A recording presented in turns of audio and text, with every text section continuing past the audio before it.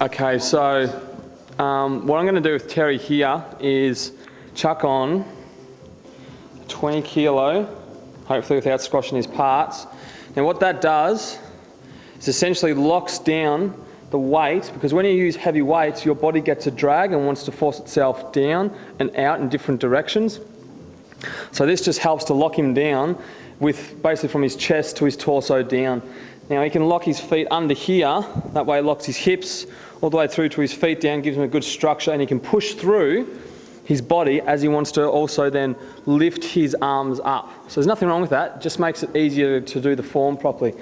If you don't have something like a weight here, essentially what you can do is you can use your hand and push on his stomach, even his sternum. That'll essentially force weight into there on that angle, and I usually think that's better, and that way they can usually press a hell of a lot better. The other way is you can use 20 kilo weights if your bench doesn't have something like this, and you could put the weight on his feet on the ground, especially if you're doing a flat bench press. You could do it like that, put your feet on the ground and put weights down and then put a weight on your gut. I find that works extremely well. You have to go lighter, but your contraction is so much better.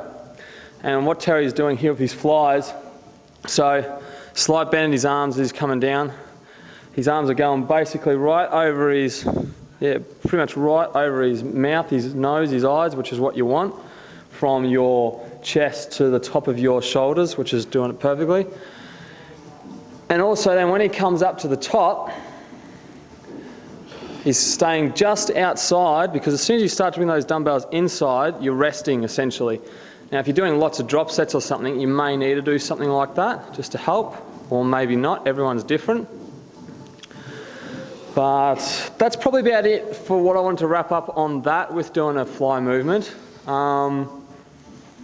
There's lots of other ways. You can use figure 8 straps, which you've probably seen in some of my other videos, or you can use bands and tie the bands to here and have them anchoring down to the ground. That will apply constant tension and build up more density in your muscle, making you essentially stronger trying to lift a weight up if you were to go then without the bands.